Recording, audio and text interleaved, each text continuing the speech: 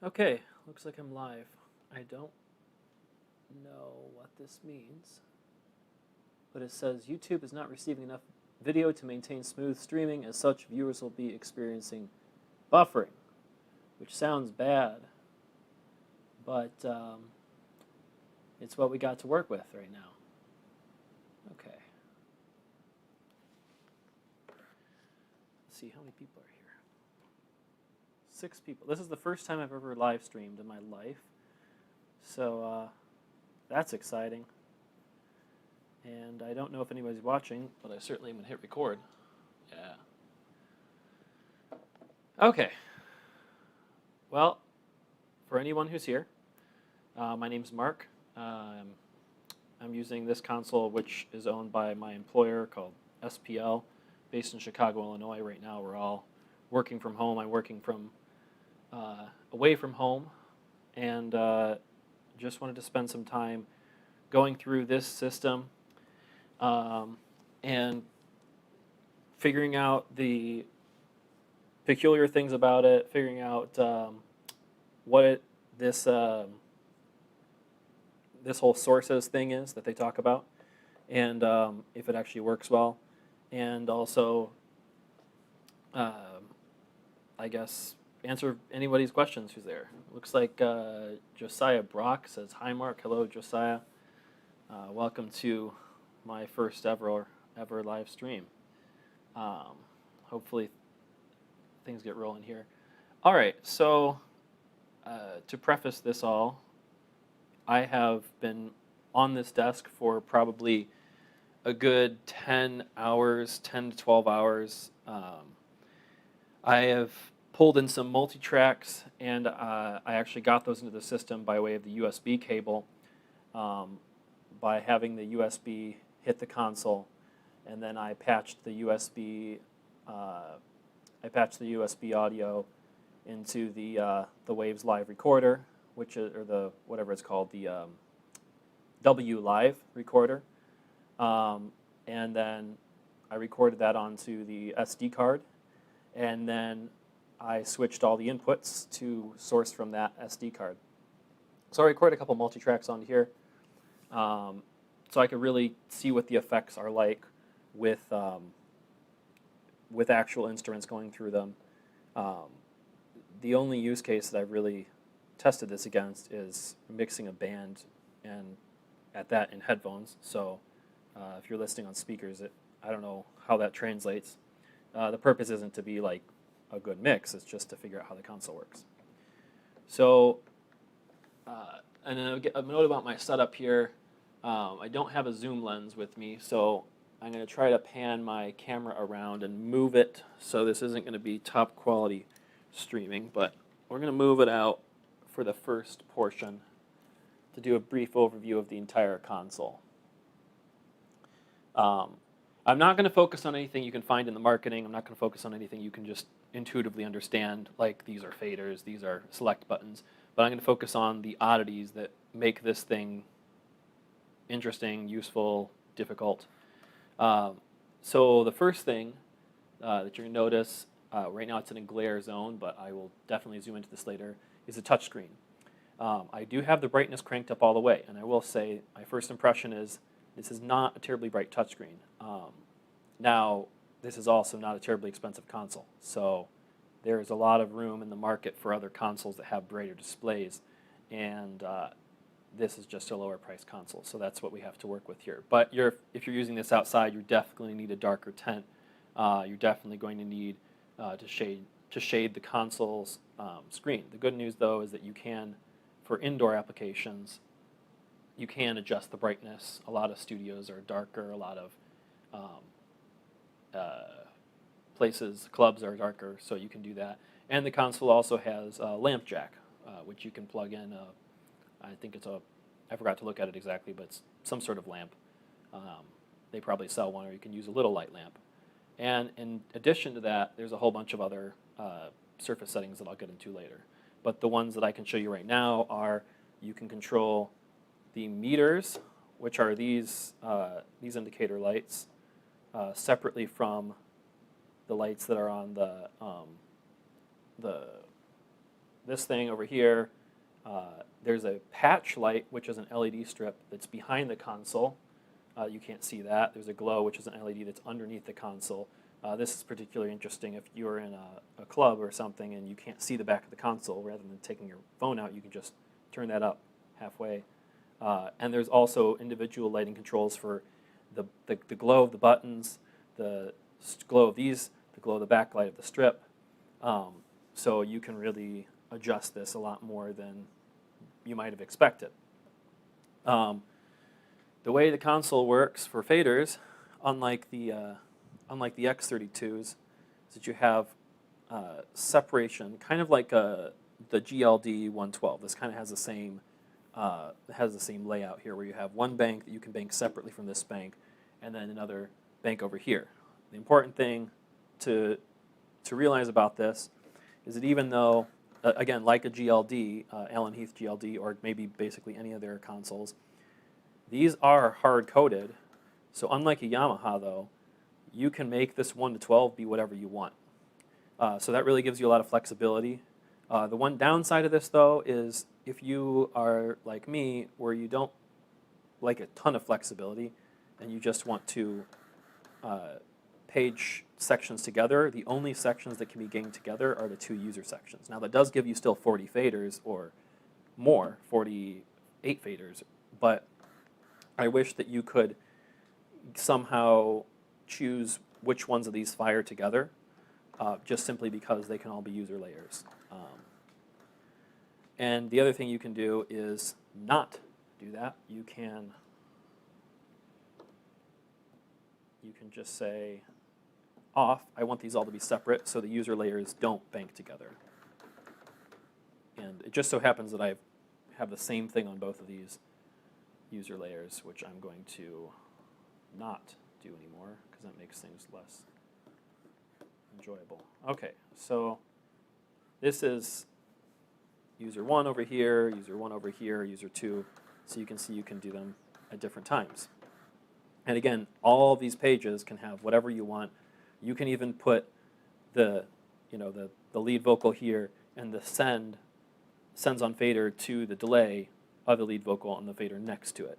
I don't even think that any other console that I've used besides maybe Digico has that functionality to it. Maybe the Yamaha too, but I haven't played enough with the custom faders. Then, in addition to the faders, you have this middle section, which is basically unimplemented at the moment. So in the future, I could see this section being useful in a studio, where you would click, or like if you want to sit back in the sweet spot and you don't want to keep moving your hands in the way of the sound, you could use this to work the screen and use this to work the buttons. So if you're on a channel and you have something open, you could page back and forth between things. This is completely useless at the moment. This is completely useless at the moment. This is DAW control. I haven't even checked that out. What you do have here that works right now are user-assignable buttons. The things that don't work: 2-track transport doesn't work. Multi-track transport does not work. Mute groups work. Show control does not work. There's nothing there. And then this section here on top is kind of a separate section from this bottom section. And this gives you all of your assignable rotaries and assignable buttons. And it gives you like 16 pages here, which is just a lot. There's no way to return to the first page. I wish that maybe pressing up and down at the same time would return you to the first page, but that doesn't do that.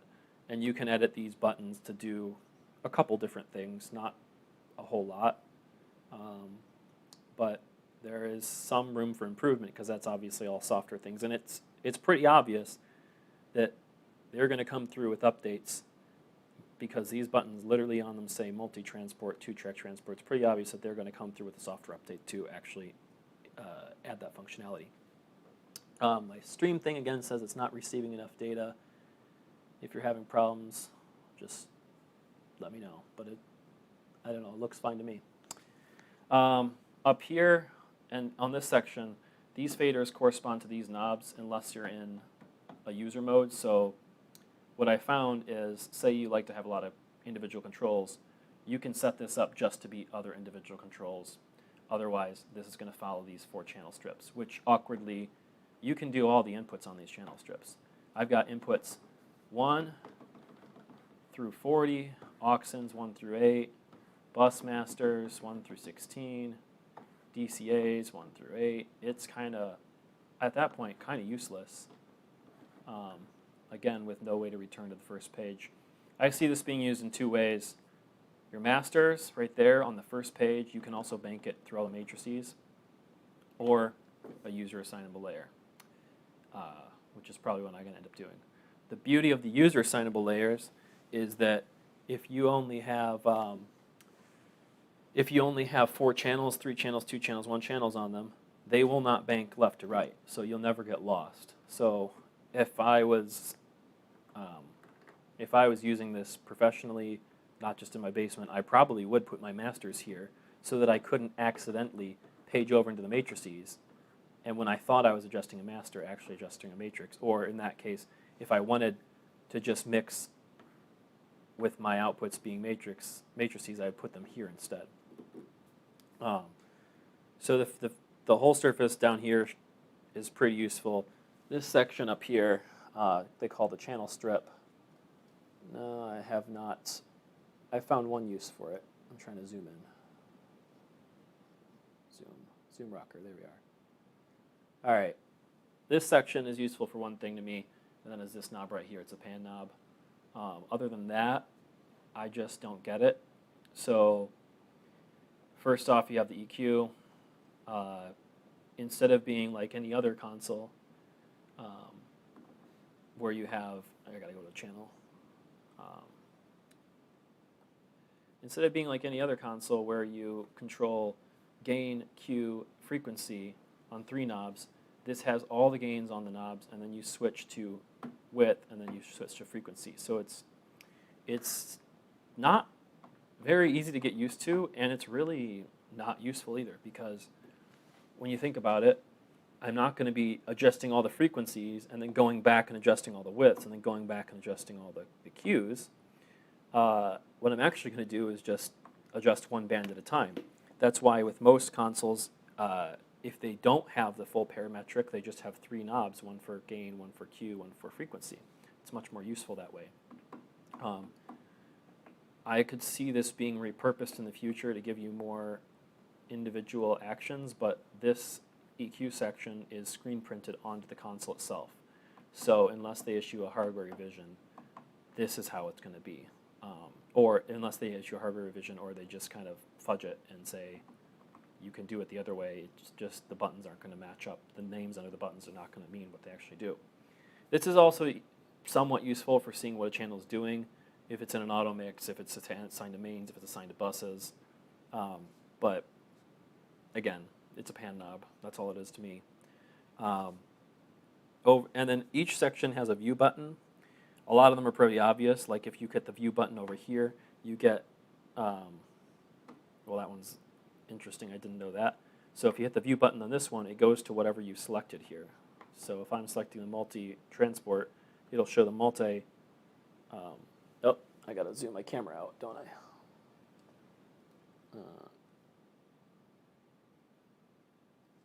If you select the multi-transport, it'll view that. If you select something else, it'll view that. But that'll make sense. The ones that took me forever to figure out was the view buttons on the fader banks themselves. I was trying to figure out how do you access this. Now in Yamaha, it's easy. You just go to setup, you go to user preferences, you go to faders, you set it up like that, and you just boop, boop, boop, boop, boop, set up all your custom stuff. That's the way I like to think about things, where you intuitively know where to go. With this, you just have to know to hit the view button. But once you do know it, it's actually really easy, because if I'm in this section and I want to make an alteration to the channel assignments, like if I'm in my user layer here and I want to put I want to move the room mic over 1 slot, I hit the view button there, and then there's a little icon on the touchscreen, and I can move the channel. So that's how you get in there. And when I get back, when I zoom into the screen, I'm going to go through all that more in depth. But these view buttons you need to use them. They're not just like a view button on other consoles where it just brings you to a screen you could have gotten to otherwise. This is a screen you cannot get to any other way. As such, this is also up here in the routing section. This is a screen you can only get to by clicking that button. And same, I'm guessing over here. These are all screens that you can only get to by hitting these view buttons. So do pay attention to the view buttons. The last feature that you might have noticed is all these encoders up here are touch sensitive, which may lead you to believe that the faders are touch sensitive. They're not touch sensitive. To answer the obvious question of what does that mean, what if I switch layers?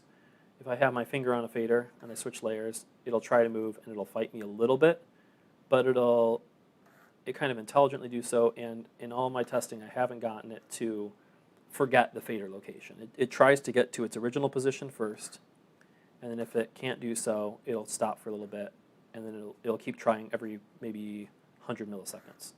And it won't ever edit this layer's fader position, which is something you typically only get with a desk where you can adjust the fader position. What that doesn't allow you to do is, in some desks, if you put your finger on that and you switch to another layer, you can still adjust that channel while it's switching. It's not going to do that. I wish they did put the fader touch on here.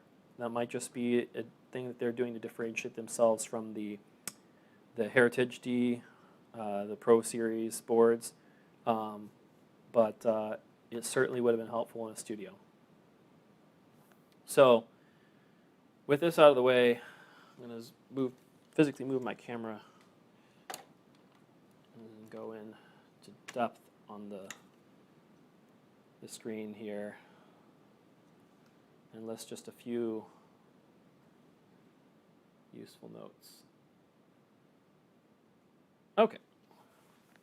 So the first thing about the screen is that it is probably, for the money, the best screen you're going to get on a console. It's really responsive. The operating system does not lag. I just had a demo of another desk from Allen Heath. It lagged. You can see the Yamaha desks are quick to respond to button presses, but when you do stuff like this, it's not friendly with that. Like it lags behind significantly. There's a little bit of lag just in the movement, but basically all the lag is just it trying to smooth the movement, so it has a little hysteresis to it.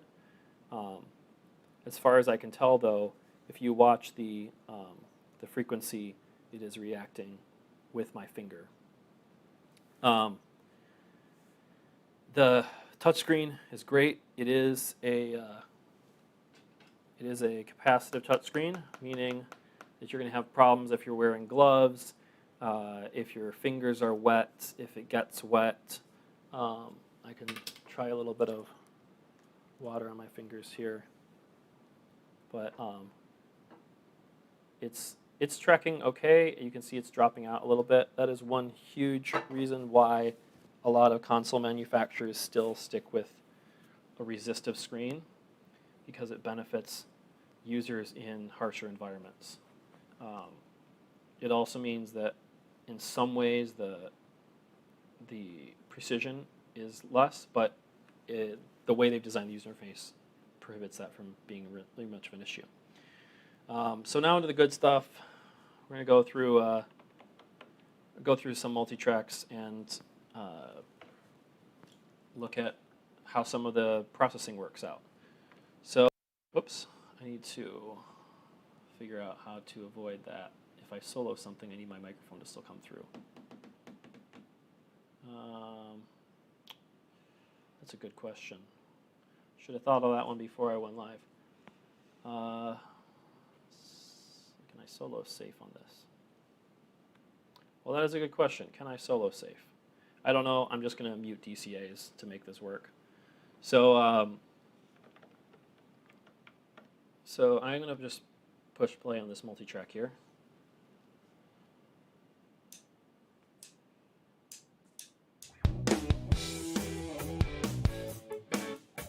So now I'm going to kind of go through the sound features of this thing. On my first channel here, the kick drum, I found a really cool functionality in the gate. base gate that they give you is not great, but it has a really cool feature that no other gate really seems to expose that I've used, and it's called accent. And without reading any documentation, the best I can tell is that accent overshoots the opening of the gate when it opens. So that means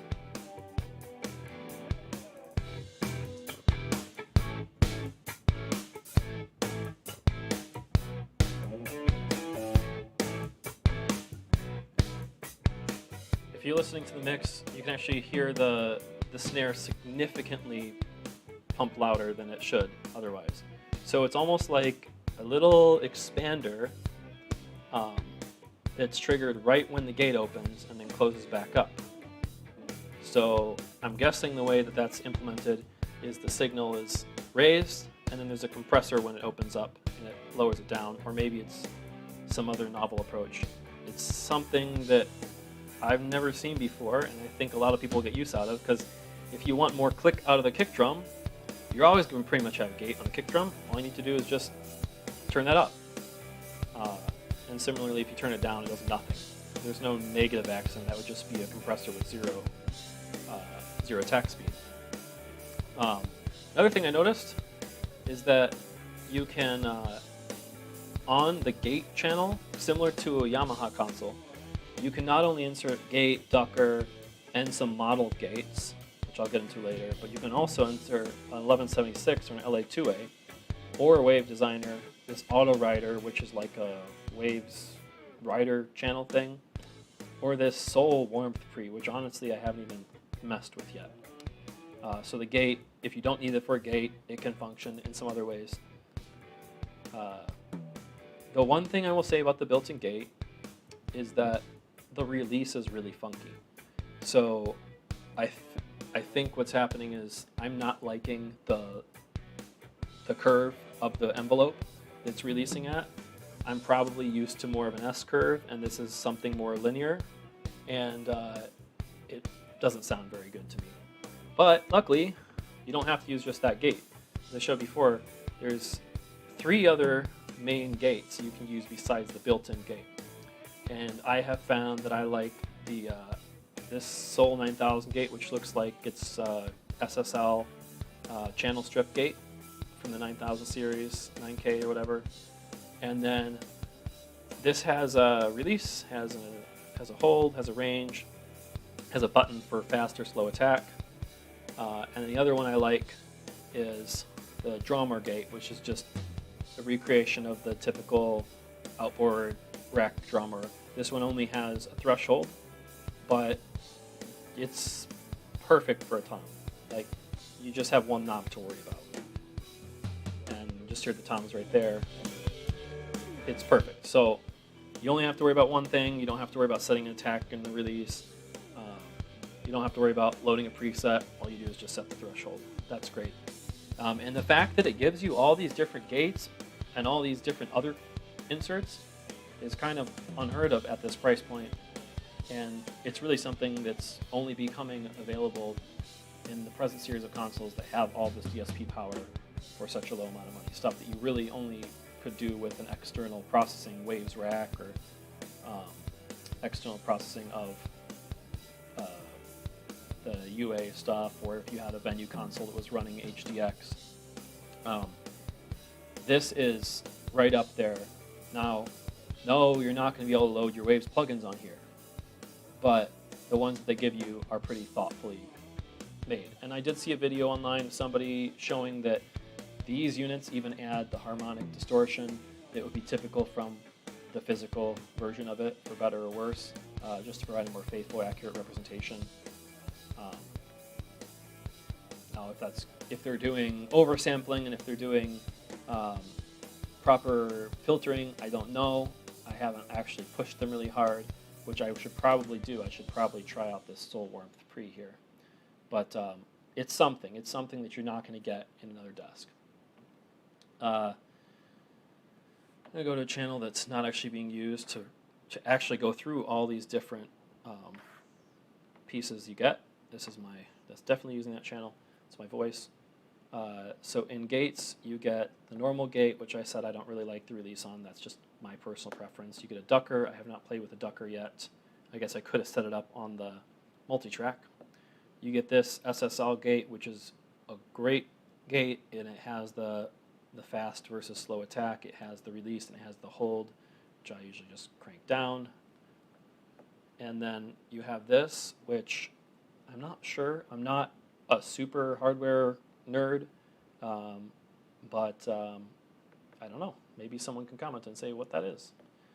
We have drummer compressor. It's a compressor I'm very familiar with, just in analog racks. You have this BDX 902 de-esser, and it's a de-esser. I'm guessing that refers to DBX maybe. Not quite sure there. 1176 and LA2A are compressors / limiters that are available in the gate. So these are they're meant to be used as limiters, and it's if you wanted to take this gate and throw it after the compressor, that's how they would intend you to use that, I would assume. Or you could limit on the way in. It's all your choice. Wave Designer, this is basically the same thing you're going to find in X32. It's just an envelope filter that you would find on a synthesizer where you can adjust the attack. And the cool thing about this is that because the interface is so tailored to the plugins, unlike if you were to use the Waves rack, when you're using the Wave Designer, instead of giving you a gain attenuation, it gives you a little nominal line, and it shows you gain up and down on the side here. And that's just what you get when you actually integrate everything together and use first-party stuff, which I would be a fan of if I was mixing live, having as much information as I could possibly have. Auto Rider, I'm using it on my voice right now. My voice channel has an auto rider on it, which is trying to keep my level consistent when I move in and out of the microphone, although it's not doing anything, I guess. And this, which I have not played with yet. So those are the gates. Then we have the compressors. The built-in compressor is fine compared to the Behringer X32 compressor, which I think suffered there was some sort, when you hit it a little hard, things got a little dull, and you'd have to significantly compensate with EQ. This does not have that problem, so just be warned, when you pull your show file off of X32, it's going to sound different. That nobody ever promised that it wasn't going to sound different, but it's a little difficult to convert between two consoles. And then the massive selection of compressors here. Again, you see that Auto Rider, Wave Designer, 1176, LA2A, and then you get Fairchild, Distressor. This, I don't know what this is, but it's anything specific about it. I don't really know what makes it interesting. We get this one, which is probably some sort of SSL. There's another SSL here. There's this SSL. So maybe this is the 9000 series, and this is a different SSL. You also get this, which is the bus compressor off of an SSL. Maybe I'm wrong. Maybe this isn't SSL, but the knobs sure look like it. This is that Focusrite red thing, I believe. I haven't had much success with this particular plugin. It seems like it should be a little cleaner than it actually is. The attack it seems like the attack's always too fast, is what I'm trying to say. Whenever I'm playing with it, it seems like, why is the attack so fast? So maybe there's a bug in it, but I think it's not a problem with the actual compressor, the physical version. I think it's just a problem with this implementation of it. Drummer compressor, which I probably haven't even used. This DBX and this DBX, which I'm not too familiar. I'm not familiar with these two in the real world, but I'm sure that they're decent because they do sound pretty good when I put them on tracks. There's also EQ models, the main wing EQ, which is fine. You have this SSL EQ, which basically is the same thing as just this EQ, but with different types of knobs, I feel like. This one, I haven't quite figured out what's special about it, but it says it's 88 formant, which makes me think that it has something to do with like performance, which you would typically work with on synthesizers. But even I don't know what the math terminology on that is. It's another one of these even ones. This might be a neve, probably. Neve, that's what this is. That's what they are. And this Focusrite one, I haven't really played with this much. I do really like this one. Then this, I don't quite know if I've actually played with this one yet. But I think we're all in the same boat where having more models of different things is better. I don't know if they're going to make a big difference to everyone, but certainly to me, having a better compressor and a better gate on a console made by Behringer is a huge improvement. The EQ is probably fine right here. Now, the hidden feature of this EQ, if you're wondering, how do I do the low cut?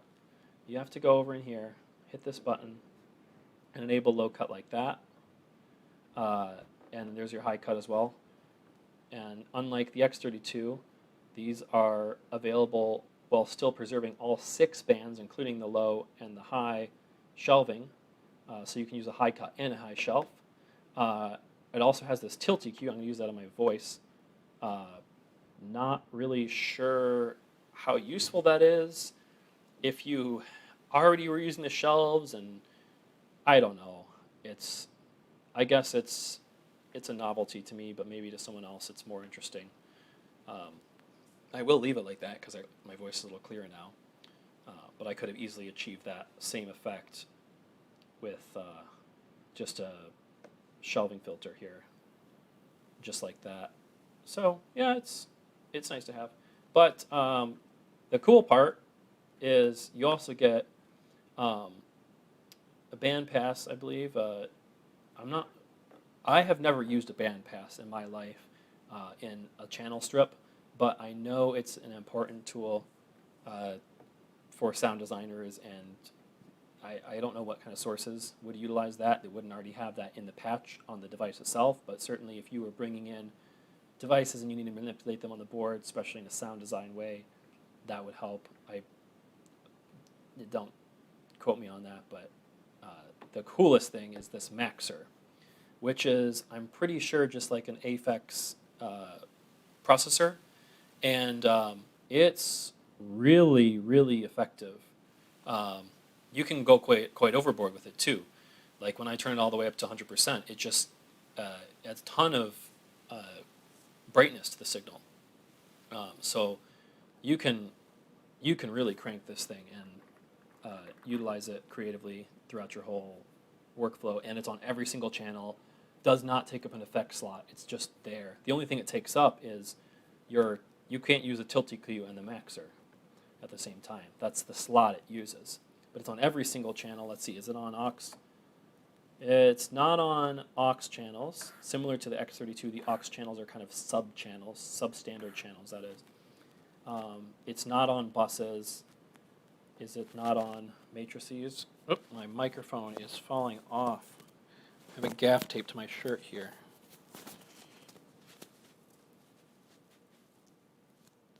Yeah, there we go. No, it's only on input channels, full fat input channels.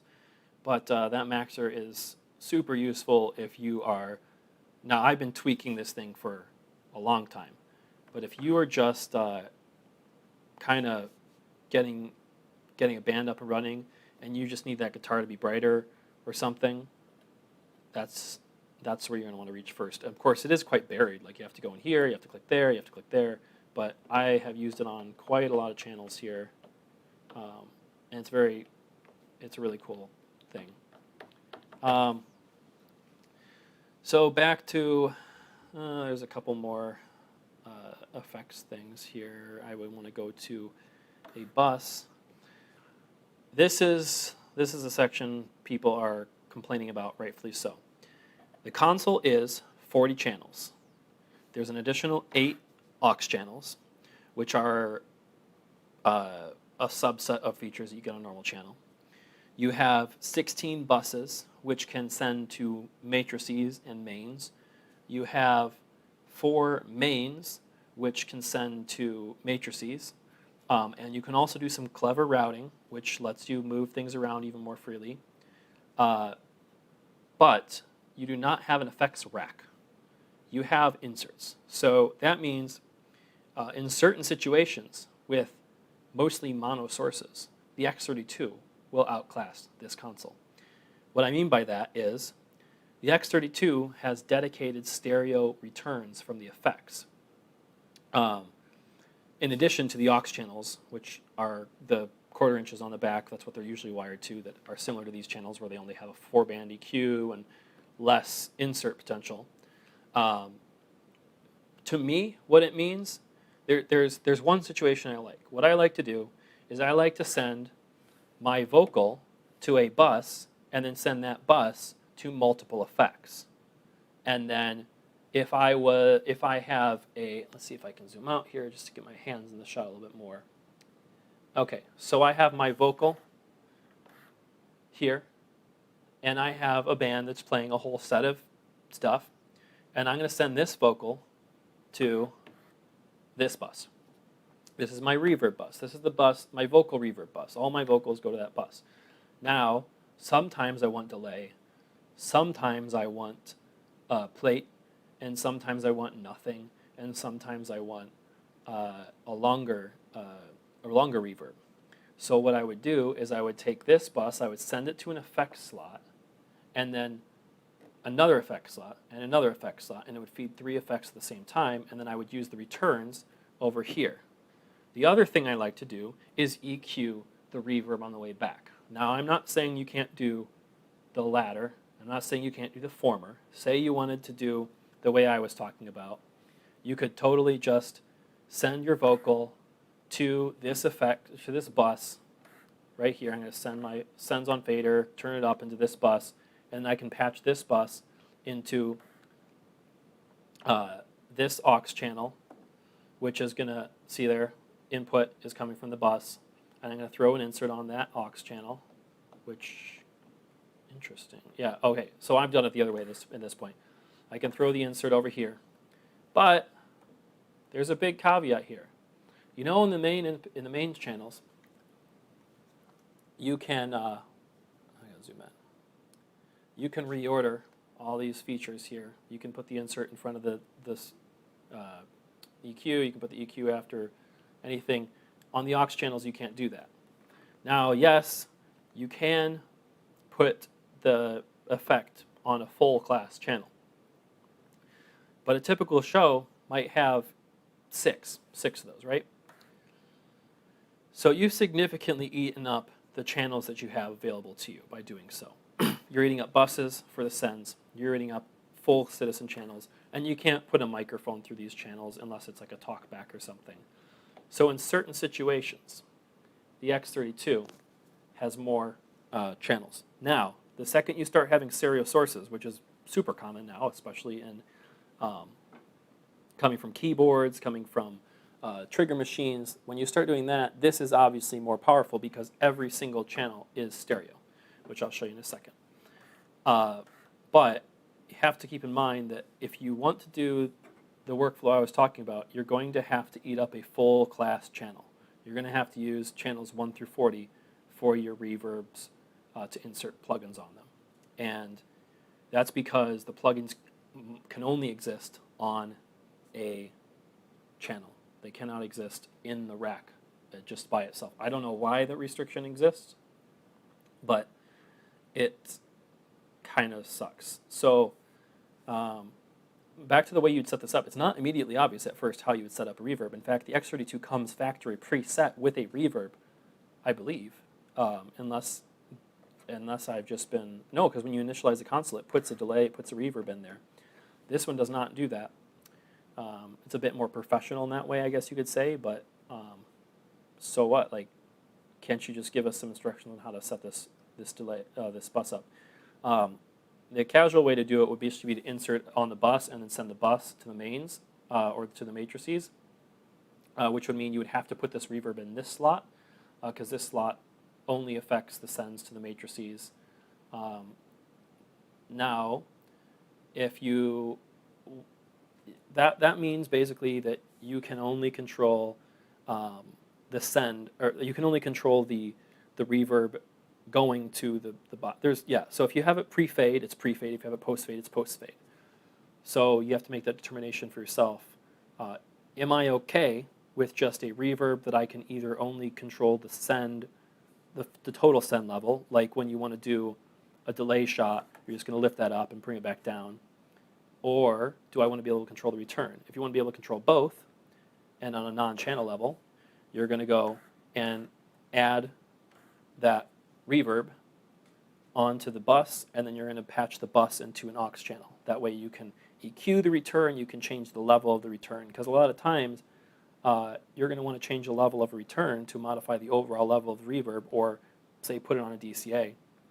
But you're going to want to modify the send if you want to slowly bring it out and change, like if I want to change out for another effect or something, that's how you make that work. So it's a workflow thing.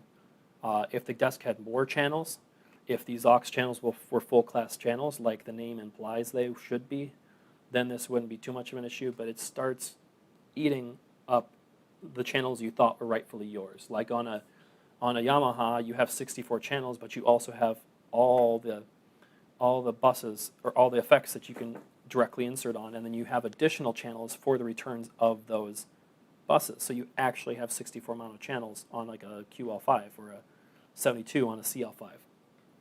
So just be concerned if you're running against like larger concerts or theater shows, or I guess I came up with another one yesterday, is broadcast, where you do have high channel counts. If they're all highly stereo, then you're good. If they're highly mono and you need to use lots of effects, make sure you do the math so you don't end up with too few, like you're not going to have to put your microphones on aux channels that don't even have compressors on them. Okay, so back to the screen, effects. Make sure I'm in focus. Yep. Effects. So there's 16 effect slots, as you can probably see in their marketing. There's 8 that are reserved for higher demanding effects, and 8 that are you can put any effect on, or only a subset of the effects that are standard. In the premium, we have all these reverbs that I don't care about. We have all these reverbs except this one that I don't care about, and all these reverbs that I don't care about. This is actually amazing that they included this. It's just I don't know if it's an impulse response. I'm derping on getting through this, but this reverb has everything you need, and I would recommend getting to know this reverb because well, yes, all these other ones are kind of cute that they exist. This reverb sounds great. It's modeled after it's a TC Electronic, which is a really common unit to have as outboard, and they have a ton of presets in here, probably somewhere along the line of 50, that all are great, and every single piece of that preset can be changed up here. So this is the only one you need, and as you can see, I just have copied it 3 times and used 3 completely different reverbs. You can make this a plate, you can make this a hall, you can make this there's some impulse responses in here, just like overhead mics, and forest, large swimming pool. They're just really more sound designy, unique impulses, but it's great. I don't know if there's any guitar cabs in here, but there's also a whole like guitar cab plugin. That's not to say if you wanted to, you could totally use another, like one of these 1, 2, 3, 4, 5, 6, 7, 8, 9, 10, 11, 12, 13, 14 different reverbs, which all have their own unique characteristics. But this is my favorite. This is going to be the reason maybe why some people will go with this over an X32 if you're in an environment that demands a higher quality of sound.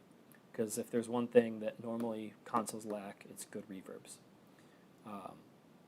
There's also a slew of other things here in the premium section. chorus, flanger, 4 or 5 delays, a stereo and a dual pitch. These aren't pitch correctors, these are pitch adjusters. I got that question yesterday. Does this have pitch correction? It doesn't appear like you can use this as a pitch corrector, just an adjuster. And this one takes the 2 channels separately, and this one probably corrects them both at the same time. And neither of these are correctors. In the standard effects side, you have a graph, you have a different graph, and this is how you would run outboard effects. And then you have precision limiter, which I was using. It's like a Waves L2 or L1 or whatever. It's different type of de-esser, unlike the BSS one. I think this one is, I actually haven't tried it. It's just different. Enhancer, I don't know what this is modeled after, but I think they intend you to put this on buses. The cool effect here is this low-mid spread. If I pull up my, maybe I don't have that one. I'll show that later. I don't have that on this session. Tape machine, which really I think goes a little overboard. It dulls down the sound too much. You got rotary speaker, a bunch of other typical ones you would find, including these types of filters here. Let's see if I can adjust the iris a tiny bit. And then vocal doubler, and you can also add some of these EQs, these style EQs, into the rack effects slots. So I'd say standouts in the effects library would be the this reverb, amazing, and everyone's going to use graphs because that's where they are, and the precision limiter is also a pretty nice feature. I'll show you the squeeze functionality in a second. And there's also psycho bass, which is nice if you have a bass part that doesn't have a lot of lows, like if they mic the amp instead of doing a DI or something like that. But really, this reverb makes a huge difference for this console. So with that being said, let's pull up the session again. See if I can get a demonstration of a couple of different features here. I pulled this multi-track from Cambridge MT, pretty common site for grabbing multi-tracks. Honestly, I can't pronounce the name of this, but I thought it was a good live track session. So let's do a little more level. So I believe, yeah, bass guitar has the, what do they call it? The psycho bass on it.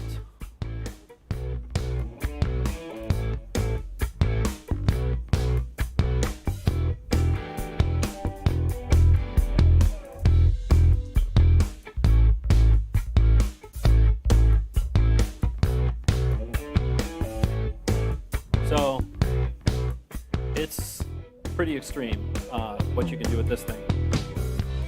I mean, basically, I'm running this whole thing through a limiter, so I'm guessing this is crushing that.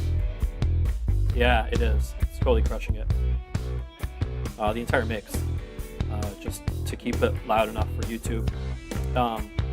You can hear what it does. Oh yeah, that's interesting. So if you wanted to, you could take a track, you could put it on 2 different faders. You could flip the solo onto this, so that way you can mix on the fly between the low psycho bass track and the normal track. But anyways, that's a really cool plugin. Another one is this tape, which I did throw on this bass track. So I'm gonna solo it, which means I can't talk, but that's not a big deal.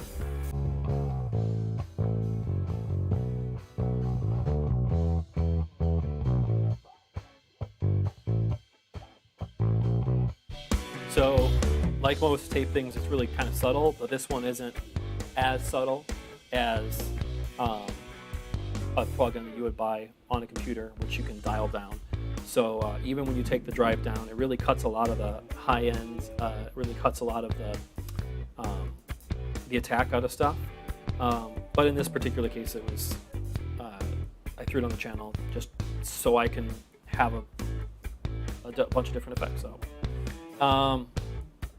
keys, I did something interesting with keys here. Yeah, so I bust the keys, and they're going. Let's do a little bit of iris there. They're going through this. No, that's not the right bust. See, I'm not completely familiar with how to operate this thing, but they're going through this enhancer. Yeah, this is it. So this is the low mid frequency spread. If you're in a situation where you actually have good stereo coverage, or if you're in a studio situation, this is a really nice effect. So I don't know, if you're listening to stereo, you'll be able to hear this. If you're not, sorry.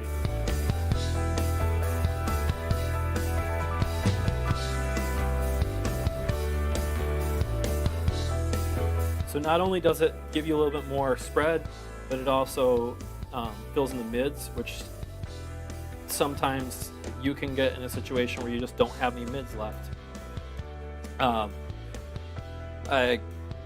Keyboards usually don't count like for that, but these keyboards came in really thin sounding, so I thought it would be a good time to try out this effect on it. Next, what else do we have? The guitars. So I played with the guitar amp simulator on these guys. Not this one, the next one over here. Yeah, so this is a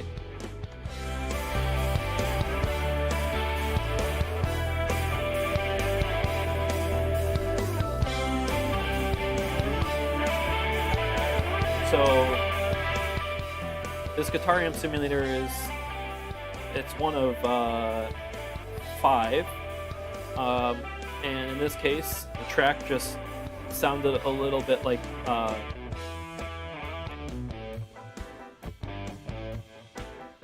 it needed something maybe, and it wasn't sticking out in the mix enough.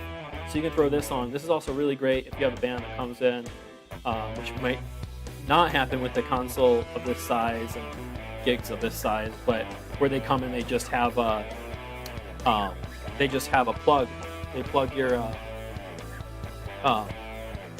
let's see, I'm getting a comment. Oh, can I solo my voice at the same time? Yes, I can solo my voice at the same time, but I actually would have to solo my voice, then I'd have to solo this mix bus, then I'd have to solo the matrix, I believe. So that is why I'm not doing that. Although, I should try it. I should try it for sure. So I'm going to make this button. Can I even do this? That's a good question.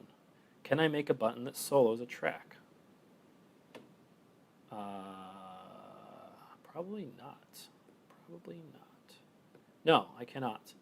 I could, however, I don't know. Yeah, the buttons are not as useful as Yamaha, as you can see. So I've got the guitar amp thing. What else did I find useful? I was talking about, I like this EQ, this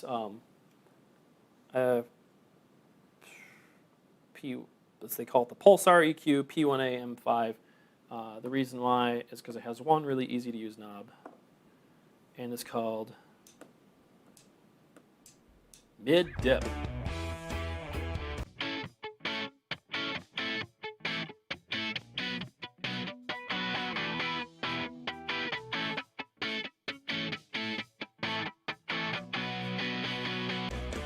It might be really subtle, but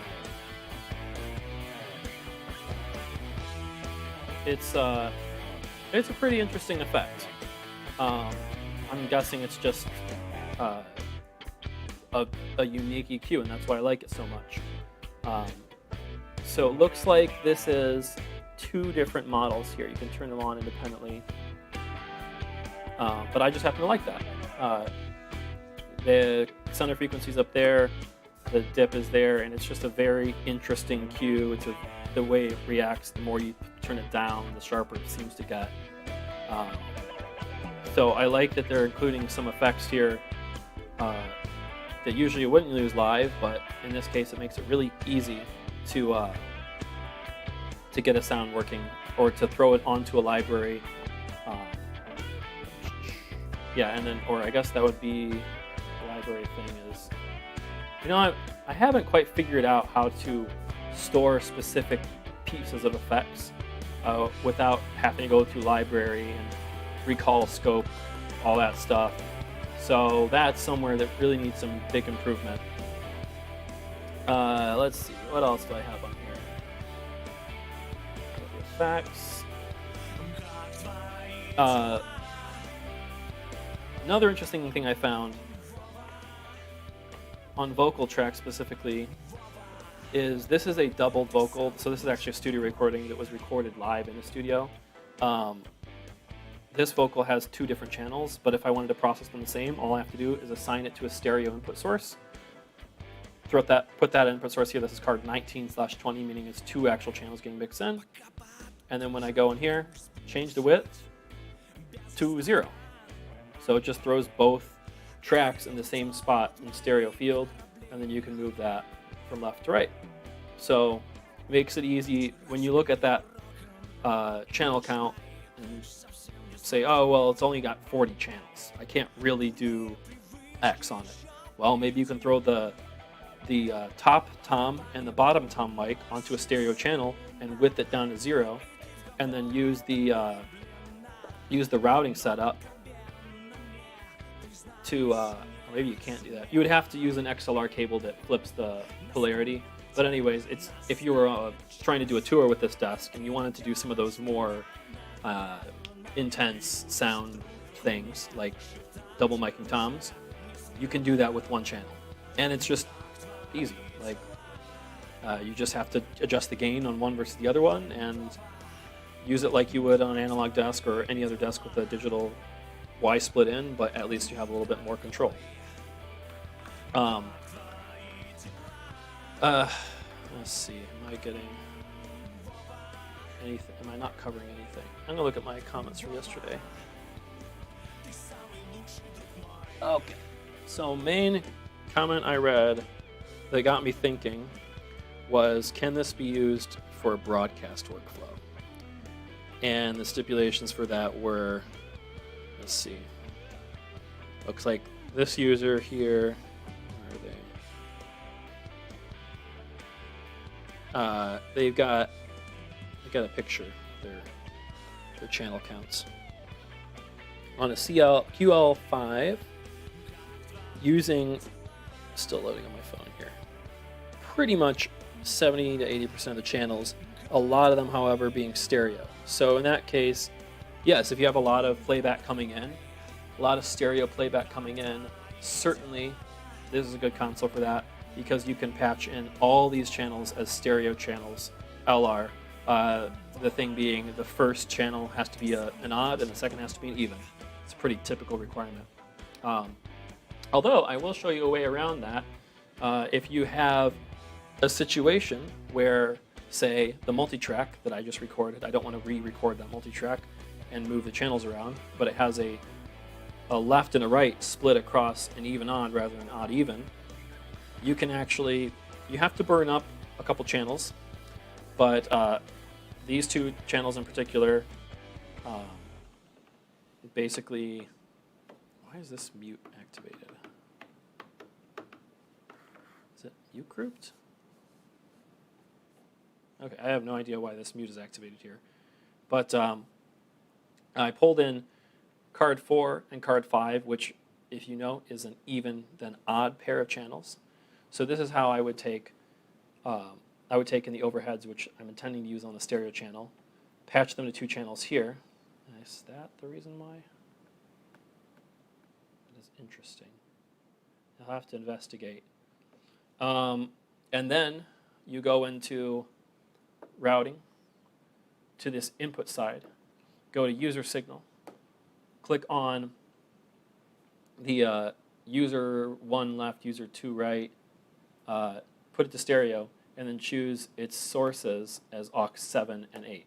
It's a super janky way to get this to work. The other way you can do it is you can use a mic cable, plug it into the AES3 out, plug it back into the AES3 input, and that lets you have mismatched channels. So if you're in a situation where somebody's sending you a bunch of stuff and one of them happens to be off by one, you can fix that. Can you fix more of them? Sure, you can use up all your channels to do that, but I do wish that they would give you the simple ability to just choose which one's left and which one's right. If you mix them up, this is a common downfall of a lot of stereo setups. If you think of Pro Tools, on a stereo channel you have two pans. This one has the more traditional single pan knob, but you can take the width, you can turn it inside out. It's now negative 100%. So that's how you would deal with if it was still an odd even pair, but they were on the wrong sides, or if you wanted if the stage person plugged in the overhead microphones in drummer perspective, and you want them in the house to be in house perspective, that's how you do it. You would do that. You would just flip the width, 180 essentially. Let's look at some more. Oh yeah, so for broadcast, I am not a broadcast workflow expert. I do not know if they, I don't know if they use a lot of snapshots live. I don't know if you use show control like you would in a live like music environment or whatever. Since this does not have show control yet, that's an obvious problem for a broadcast workflow. Show control has nothing, but presumably that'll come. It's going to take a lot to make it useful, because at the moment all you have for library control is these snapshots here. You could fake it by naming them all, like 01, 02, 03, 04, but then you'd have to click them, you have to hit load, and then you have to hit OK. So we really need a way to be able to click next, go. And a way to organize all these snapshots, and then decouple. Sometimes I want to recall the snapshot with different safes on. So right now, the only way to do that is to multiply to duplicate the snapshot. So there needs to be another layer besides snapshots of cues, where you can reorder them, you can change the number, you can put notes in there, and then you can page through, and hopefully on this little paging area down here, you'd see the current name of the cue, the next cue, you'd have some control over that. That'd be nice. The other thing I was thinking of for broadcast workflow is a lot of times you're going to need to take in network audio sources. This does not have the functionality yet, although possibly you could use the Midas Clark Technic 9560 or 9650 with the Dante card. That would presumably work, but they will eventually come out with the Dante card, I believe, and that card will most likely be a 64 by 64. They'll likely come out with a MADI card that'll also likely have 64 channels on it. Then the other consideration for broadcast that this user mentioned was, what about the ability to quickly go between, I've got my crowd mics and my hosts and everything all set up here, and I quickly need access to a replay machine or to a tape machine that's going to be live in 2 seconds, right? So I would recommend that the user layers be employed for that. And the reason why is because the user layers do not have the problem of paging over. So with all these other, like the, say the aux-in or the busmaster layer, you can press this button and it scrolls, it banks this way and that way. It doesn't bank, it doesn't go through layers, it goes through permutations of a layer. So that could be hazardous in a broadcast environment where you want to know that's where I'm going. So my recommendation for that would be, first, go onto the screen. First, click one of the view buttons on the fader areas, which is right here. Go onto the screen, and this is where you set up all of your faders. Go into faders, and then you're going to find the user section.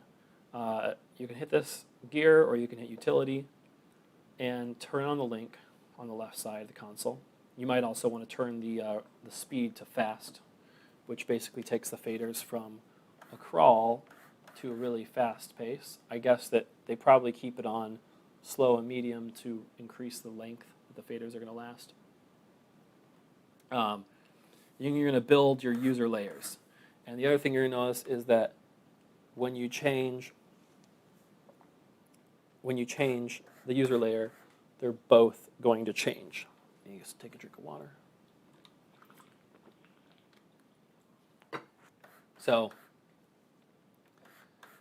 this gives you basically the same thing you would have on a QL5, CL5, where you've got 2 layers, you've got some faders on those 2 layers, you can put whatever you want there, and there's none of this going forward and backwards stuff to worry about.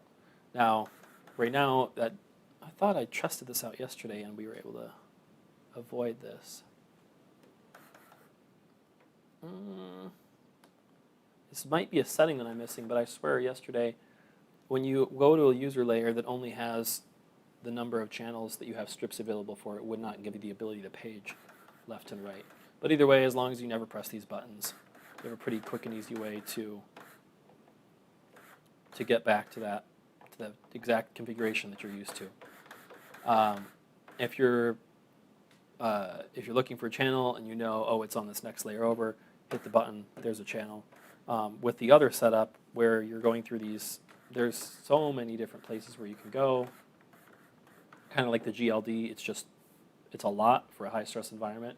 It's great if you have a way you want to set it up, but the second you want to, and you've probably seen me doing this stream too, I need to get to bus 1. Bus 1, okay, well, let's get myself in a bad situation here. I need to go to bus 1. Oh, it's not main matrix, it's bus. Oh, and then it's 1. Here's 1. There's bus 1. Right? If you're in a high stress environment, that's gonna kill you. So, the recommendation would be link the 2 user layers. Don't hit these buttons, whatever you do. Oh yeah, so here, interesting. Maybe there's a difference. So on this user layer, you can clearly see it gives you the ability on the screen. I'm going to clip this out of this video and send it to my rep. It clearly gives you the ability to page through, right? So here's a center section. That's what we're looking at here, the center section. View buttons hit on that. User layer, user 1, user 2, and I have no channels on there. It does not let me use when I'm in this view. Maybe that's the problem. Oh, okay. I stand corrected. I was right all along. When you have this view button pressed and you have the fader configuration open, it will always let you page about. If you do not, it does the thing that I like, where if you only have 16 channels, it will not give you the ability to page forward and backwards. That to me is critical, because this paging forward and backwards it's gonna end up with problems. So there's your broadcast workflow 101 on the Behringer Wing, I suppose, in terms of how you can make mix minuses. Unfortunately, unlike the Yamaha desks, it doesn't have the easy button to just make a mix minus out of a channel, but that could easily be implemented in a future software version. I think that might actually happen if enough users want it, because Midas typically does not target the broadcast market with their larger desks, so I don't think they would be against adding a broadcast feature to a small console that probably isn't going to erode any market share for their larger consoles. That's the thing you have to realize about these manufacturers, is that their primary motivation making this console is to put a price point between the X32 and the bigger console.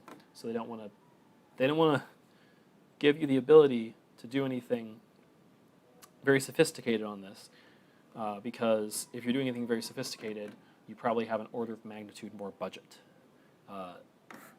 which is makes sense business-wise, but it's not always best for the user. So the other question I came up with this broadcast workflow is, what about busing and making mix minuses and all that? Well, all the buses are stereo. So you have 16 stereo buses, which is quite a lot. You can put You can make these buses into mono buses or stereo buses.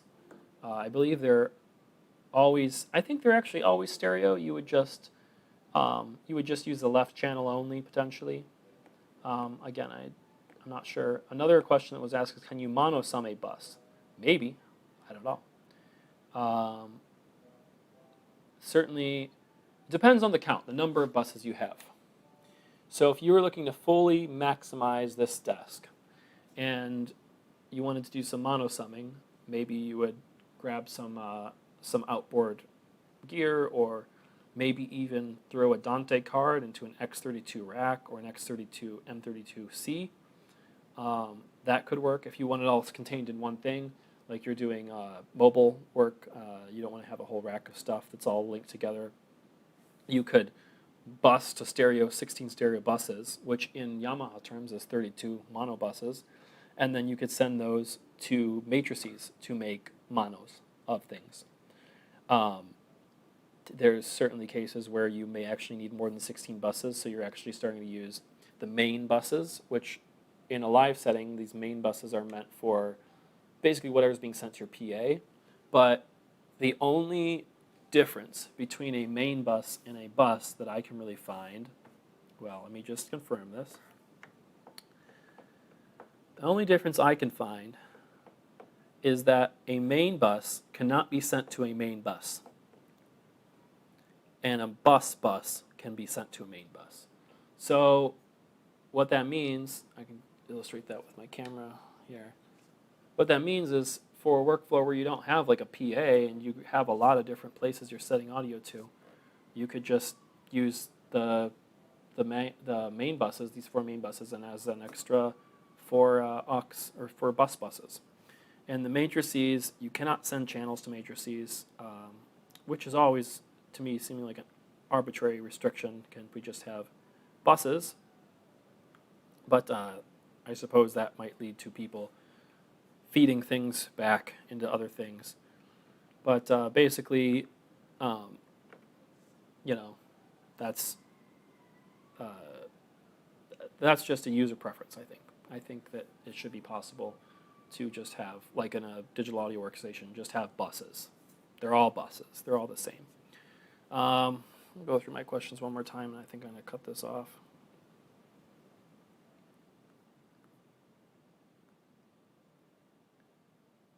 Okay. There's a side-by-side with a full-size X32. I don't have one. If you're commenting on how much bigger it is, how much heavier it is a little bit bigger and a little bit heavier, but not extremely so. It's still a one-person kind of thing. Maybe once it's in a road case, it becomes a 2-person thing.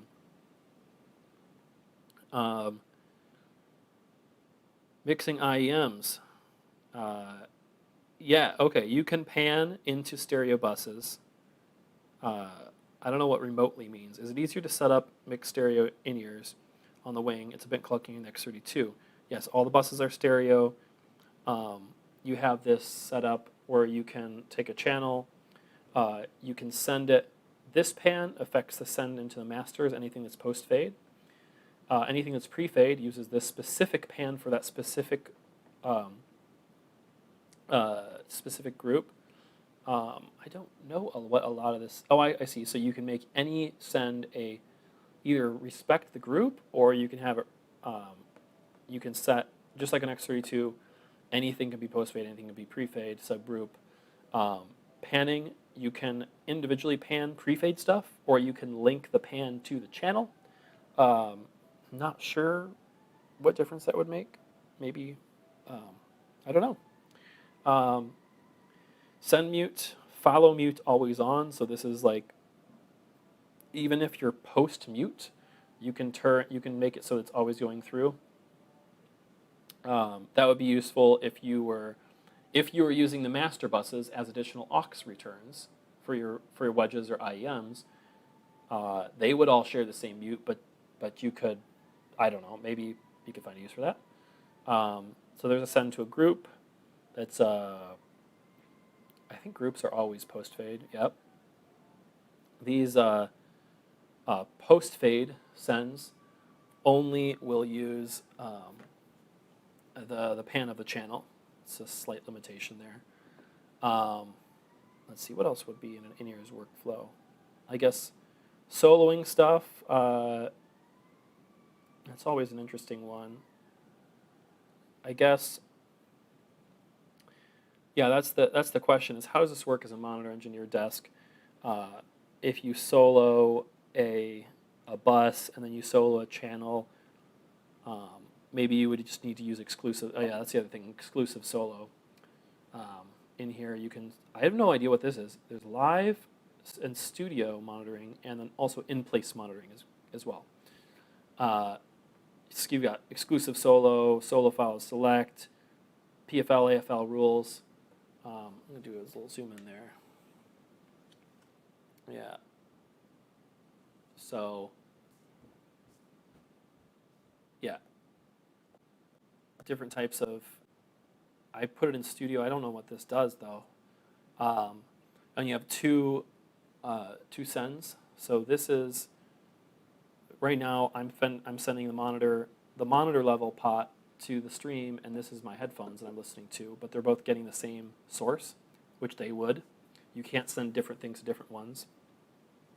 TalkBack does use up an actual channel. It's another thing. You can EQ your monitors with an 8-band EQ, it looks like. You can also, very interesting here, EQ your sends. This one EQ for all the sends. But this only affects the sends. So that's a really interesting concept to me. I guess I've never seen it. It's probably in a couple higher end desks. You also have a tap where you're actually sending this. So what is the pre-tap? Which, to my knowledge, looks like you can actually tap a pre-fade, post-fade. That's interesting. Because here, if I was to tap a pre-fade after the fader, wouldn't that make it a post-fade? So maybe that is the way, if you were mixing for potentially broadcast or in-ears, that you would pan separate to a post-fade send. But I haven't actually tested that. It may specifically ignore the fader if you're in a pre-fade mode, but I don't know. The other interesting thing that I haven't tested much is insert 2. It appears to me as if insert 2 is always after the fader, is always after whatever you're sending to the mains. So maybe this insert 2 is specifically only for things that are going to buses, which again could be useful for a broadcast workflow. So you can differentiate what is a master. Master is what's going to air. Buses are going to talent and going to records and machines. So you can have specific effects that go to, for instance, you could pop a. Oh, interesting. This is also where the auto mix comes in. So I'm not really sure. I have to test that out more. Other than that, I'll go through my questions one more time.